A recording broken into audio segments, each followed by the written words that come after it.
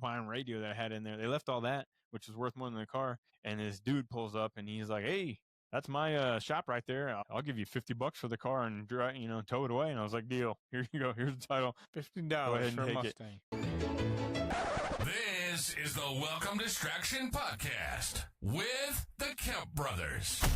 Their immature stories, advice, and opinions are their own and should be taken with the same level of seriousness as a drunk uncle's late-night conspiracy theory. Now buckle up, buttercups. It's about to get weird.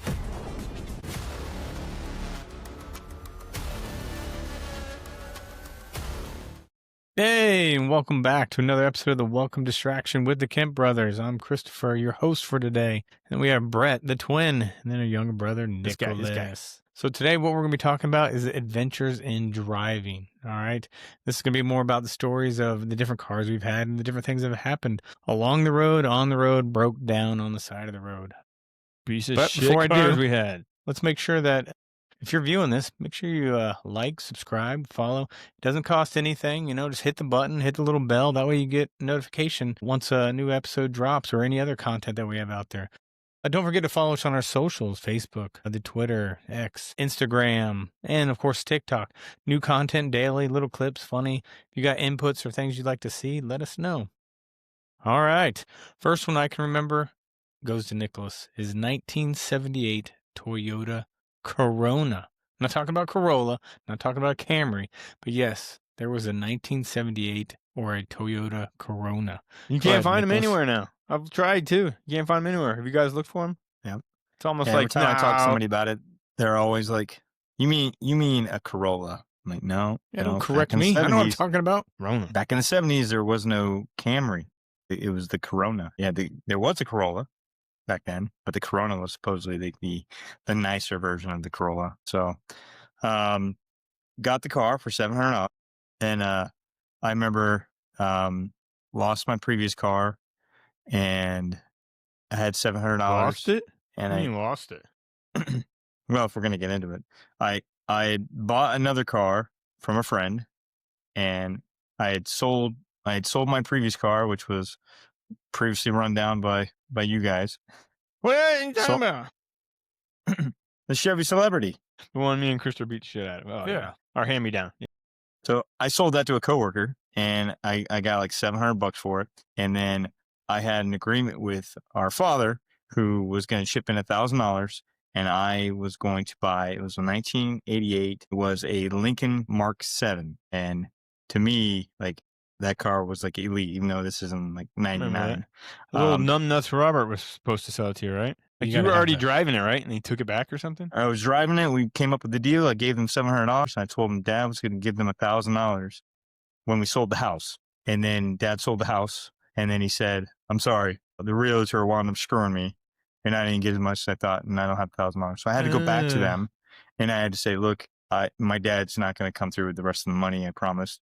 And I thought they would be like, well, let's work something out. And they're like, okay, well, you need to bring your car back. I was like, damn, I forgot all about that.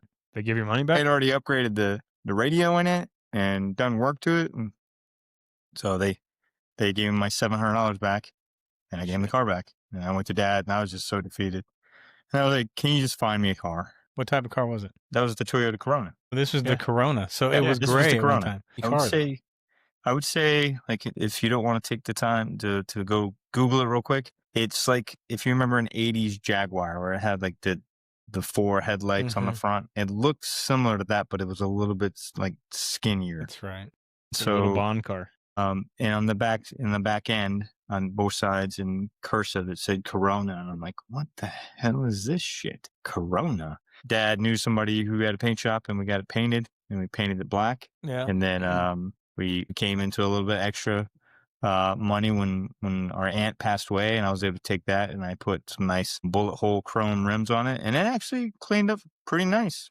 So, and I think for like a day, you and I worked on it, Christopher, we got the air conditioner. Yes, I think the air conditioning worked for like 2 hours. Yep. You had I think what I remembered as a urban assault vehicle. I don't know where the hell that name came from. Urban assault. But so what was it? It was a Daihatsu. So that was actually my first car ever. I paid $300 for it from the same family. Yeah. The one that I had to give the other car back to. They were gearheads. They had a bunch of $300 cars. And the closest thing I could compare it to was a Ford sewing Fiesta. machine. A Ford Fiesta. If you remember the old two-door Ford Fiesta with a hatchback. Egg-shaped. So it was a Daihatsu Charade. Again, never heard of it before. And wound up getting it running. It was a little 5-speed. Took it about an hour to get up 60 mile an hour. That's because it was a little three-cylinder. Yeah, 3-cylinder I sewing thought machine. it was a 4-speed. What did it get, like 140 miles to the gallon? That thing got great gas. Yeah, just couldn't make it up the hill at Howie. But I think they tore the shit out of it before I got it. And so that's They how were driving through fields urban just, assault. Yeah. So yeah, we were in Howie, and I was returning some CDs that I had rented. Yeah, And I don't know what so- CD is, but go ahead. So where the little store was, I had to pull a quick U-turn. And so you park on the side of the road. And so I was just gonna pull a quick U-turn and park on the side of the road. And when I did that, apparently I slowed down, and the guy behind me thought gotcha. that I was going to go over to the right. Mhm. And so when I went to do the UE in the other lane, he was already going. Around and he you. was illegally crossing over WL line. Yeah, that's it. And he broadsided my driver's side. So regardless of whether it's WL line, dotted line, whatever, is a legal U-turn if it's a safe U-turn. Meaning that you've checked that there's no oncoming traffic. Yeah, You're in the using state of Florida. You're using a turn signal, right? And so I was trying to prove that point, and Dad would just not stop interrupting the judge, and the judge wound up having to stop Dad, and was like, sir, you're not making this any better. You're going to be in contempt. And it just added to the complexity of it. And then it all came down to, she asked me, did you use your turn signal? And I was trying to do the right thing. I was trying to be honest. And I was like, ma'am, I honestly can't remember. And so she was like, well, in light of that, use that shit. and the fact that your father hasn't done you any favors, I'm going to rule, on the side of the defendant. So that ended the sure. life of the urban assault vehicle right there. Well, not necessarily. He had plexi. Well, then you could no longer Plastic safely window. operate it without plastic all over. So just yeah, get and into the passenger seat. It was fine. in an effort to save money, Dad got plexiglass, or that rubber Lord. plexiglass, and That- bolted that all the way Jesus. around the windows, and then tried to bang out the door as much as possible, but you could no longer open the driver's side door. So I probably drove that thing for 2 or 3 months Yeah, without being able to get in or out of the driver's side. It's so it embarrassing. was not In embarrassing. fact, at I went all. through a bank one time backwards so I could use the teller, and they came out and yelled at me. They were like, "Sir, you can't do you that." can't go through this backwards." I was I like, don't "Why see not?" any sign that says you can't drive through backwards. Don't be jealous Wow. of me hating on my skills. So yeah, I got back from Korea, my second assignment, and had a little bit of coin in my pocket, and decided I was going to go look at a reasonable car. I was looking at Mustangs, checking out a few, and then somehow I came upon this little dealership in Central Florida. I remember it was called Elite Car Connection. Fuck, they suck. There was nothing elite about it, was there? Hindsight, looking back, they had a bunch of, it was used car dealership, it was no name, whatever.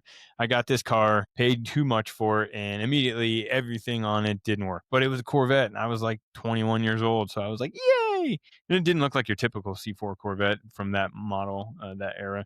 It had a body kit on it. It looked like the damn Batmobile. It was a cross between that and Knight Rider. I had done a whole lot of work to it over the years, so I ended up having this car for like over 20 plus years. But through those times, yeah, that car let me down. Everything broke down on it at one point or another. Transmission went out on it once. The radiator broke a couple times. I think right after I got it, the windows and air conditioning all stopped. But I remember electrical seemed to be a nightmare all the time. yeah, but I loved it. I ended up doing a bunch of stuff to it. I completely restored the interior myself, gutted it, put it all back in there. So I just kept it forever. It was one of those cars that, it looked pretty sitting in the garage, but every time you got around to driving, I was like, oh, shit, I got to jump start again. Because fun thing about driving that car was it was a Corvette, and it looked good. And driving it, when I was stationed in North Carolina, I got a ticket in just about every county driving around, and I decided to go out to a open mall parking lot with my buddy and doing donuts. This is after I'd already gotten like 3 tickets and pleaded them down. And then we go out to a mall parking lot, and I'm doing donuts out there, and this cop just comes out of nowhere, both of us in our separate cars. He's like, "Hey, freeze! What are you doing?" And he's like, come over here. Let me see your license stuff. And we give him our license, walk over there, like, oh. He's like, hey, blah, blah, blah, to my friend. And then to me, he's like, hey, and you're on traffic probation. what? And I was like playing dumb, and I was like, oh my gosh, does this mean if you give me a ticket right now for, reckless driving that my license would be suspended? He's like, yep, sure does. Get the hell out of here. And he told us to get the hell out of there and didn't give me a ticket. But Damn. yeah, I think I went to traffic school twice trying to plead it down. You can go Getting twice? improper. Man, I think the wipers didn't even work at one point on that thing. So Personally, 88 Chevy Celebrity, that was our grandmother's, that me and Brett had the luxury of owning for a little while and sharing, because I remember I think I was 17 and I hit we were parked on a school track and I pulled out and I hit somebody, dragged the front end of that car all the way across hers. Our damage was very minimal, but hers was, pretty bad. Thought I learned a lot. The next day I caught a no parking sign because the 7-Eleven we stopped at was under construction. Caught it on the side view mirror, and the side view mirror it didn't break off the car, just in turned, crumpled it. That did quite a bit of damage. So I had to share hours, Chris was ruining my car too. Yeah. Then about 24 hours, I had probably done about, I'd say if you had to replace everything, fix it, about at least $5,000 damage. Nice. So that was the beginning of beating the crap out of it. Brett, I know you've had a couple of adventures for sure within your vehicles. My first car on my own was a Mustang, and kind of like Nicholas's story, I bought it from a friend who said $2,000. I gave him $1,000. Anyway, so I had this thing. This thing was a piece of shit from start to finish. It wasn't the Mustang that you think like, okay, it was a Mustang. Okay, nope, it was an LX 4-cylinder. You had to have a running start to make a pass on the highway, and usually you had to dive back in just to make a pass. I had it for like a week, and the transmission went out. So it was always something with this car. Pretty sure the transmission cost more than the car. Yeah, definitely. It was total. Anyway, that's all I had. It's just starting out. Anyway, one time, me and Nicholas, there was a hurricane coming, and everybody was running around like chickens with their heads cut off, kind of thing, trying to get gas.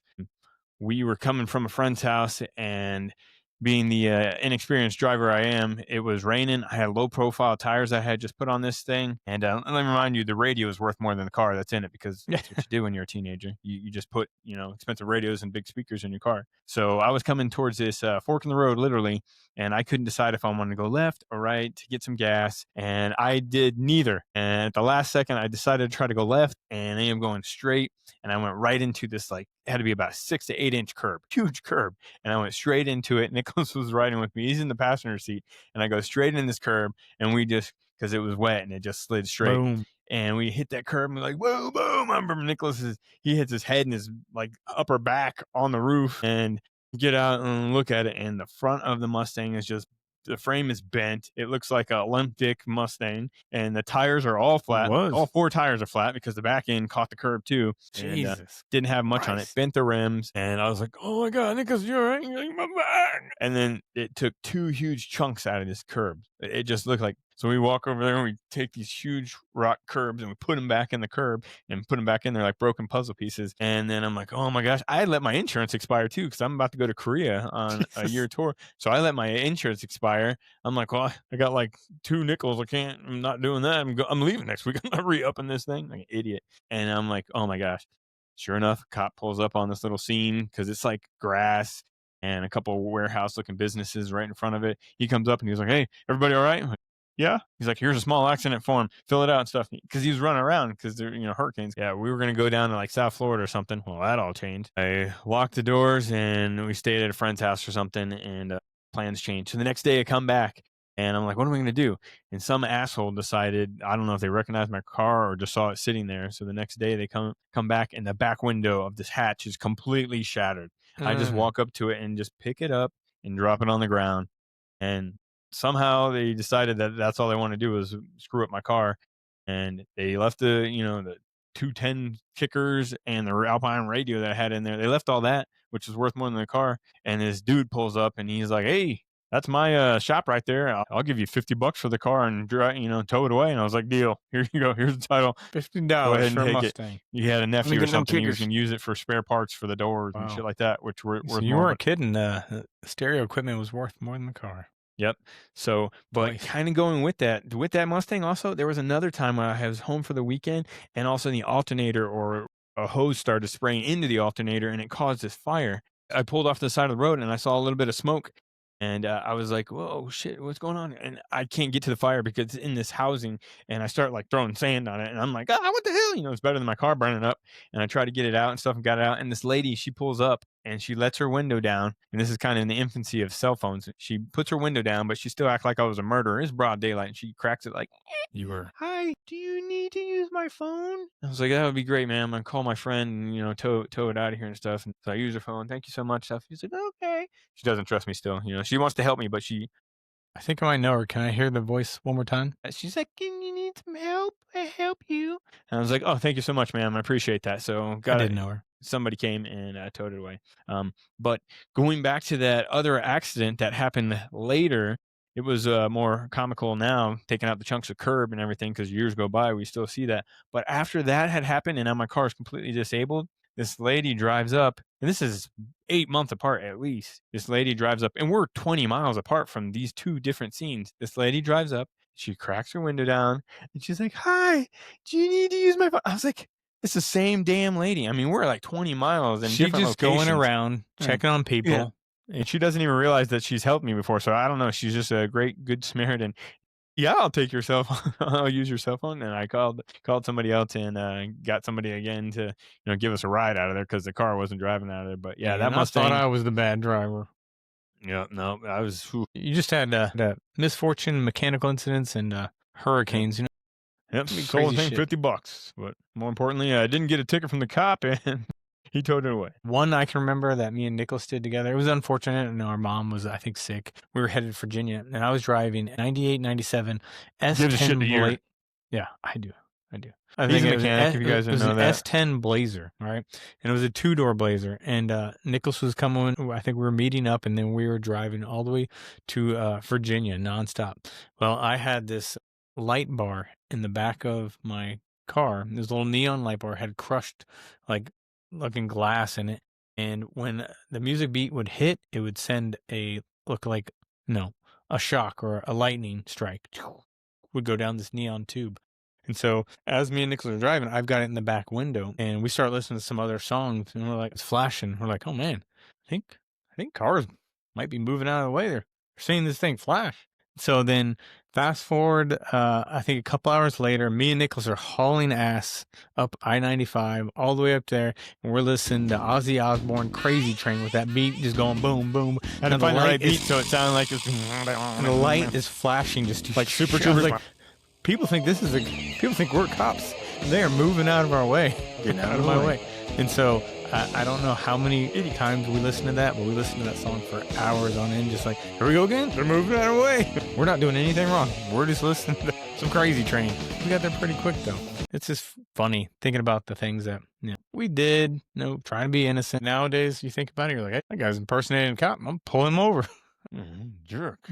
But yeah, so we did some crazy things. A lot of different cars. I think between the three of us, we probably had more than 50 cars just because of, hitting curbs, wrecking, mechanical failures. I'm pretty sure Brett drove around once in his Chevy, was it Denali? Silverado? It was a Chevy stepside truck. All right, so let me set the scene then. Brett can take it over. So I'm at home sleeping, and I get a call, frantic, from Brett driving around. He's got a little bit of an issue. He's got a coolant leak in his truck. He's asking if there's anything he can do. I was like, no, Brett, your car is going to overheat. And he continued to drive it even with this issue. I'm pretty sure the end result was a seized up, locked up engine. Yeah, so I was just driving it, and I was like, man, I don't care. Give a shit. This car is spraying. I think coolant leak. It's overheating and stuff. And I'm just going to keep driving. I'm just going to keep driving it. And I just kept driving it till it wouldn't drive. I don't even know how it made it as far as it did. But eventually it got to a median area where it was like, okay, this is all you can do. And then I just had to stop right there, and I got a ride home from somebody, not the same lady from before. I had to come back and get it and tow it, and I blew the engine up. I seized the whole engine up. I ended up putting a new engine in it later. And after I had the engine replaced, I drove it for just a few months, and it started knocking in fifth gear because it was a manual, and it started knocking, and I was like, I'm gonna take this shit to the dealership, and they'll just do a test drive around the block and not get it into fifth gear. And so they gave me a pretty good deal on the trade-in, and then I got a 98 Mustang. Yeah, it worked out in the end. We talked about quite a few things. Anything I'm missing? Any other big stories you guys wanted to talk about real quick? It's in the same world as this is road rage incidences. I don't know what you guys do for road rage stuff, but somewhere probably a few years after driving stuff, I came up with the best comeback for when road rage. I know this one. I've adopted it. I like this. So I suggest everybody give it a try, So it's better than violence. Mm-hmm. So when somebody's pissing me off when I'm driving, or I've accidentally or purposely pissed them off, like sometimes, whoops, my bad, hey, I too do not want to be doing what I'm doing, but people lose their shit right out there in a car and stuff. So when people give you the finger, somebody wants to give them the finger back, or somebody's like cursing, rolling the window, yelling at you, you get into a shouting match, you can be cursing back and be like, Right, so I'm the other guy, Brett. I'm like all mad and everything. You do What something, are you gonna do to me? I'm giving the crying hand, because no matter what you do after that, you're still the bigger baby about this. Because if you're getting more mad, there's no comeback from that. If I go, there's nothing you can do about it. You're just accepting the fact that, like, all right, he got me there. Because if I keep complaining, I'm still a baby. Not But if even you curse me offensive. off, I'm still gonna be. Yeah, Well, Joe Kelly did crying. that for the Dodgers one time. He stole my move one time when Oh. somebody was bitching at him, and he was on the mound as a pitcher, and he went and they made T-shirts after that stuff. They probably did that. What? Road 10 years rage ago. mitigation. Way to go. I like it. Yeah, so I just want to, it's a pro tip, Pro I didn't tip kill from a nobody. fellow road rager. Yeah, no, this You is still gotta road be careful. unrage. And I feel like Road it's still enough de-raging. it's still enough to inflict someone to be like, you gonna cry at me, huh? Oh, you can shoot me? You I got a got big dark. gun, big guy? All right. Well, I think on that note, we'll probably go ahead and wrap it up. New episodes of the podcast drop every Monday. All right. Hit that little bell. Make sure you get notifications of new content when it's available. I'm Christopher. This has been the Welcome Distraction. Thanks for stopping by. I'm Brett. Nick. Talk to y'all later.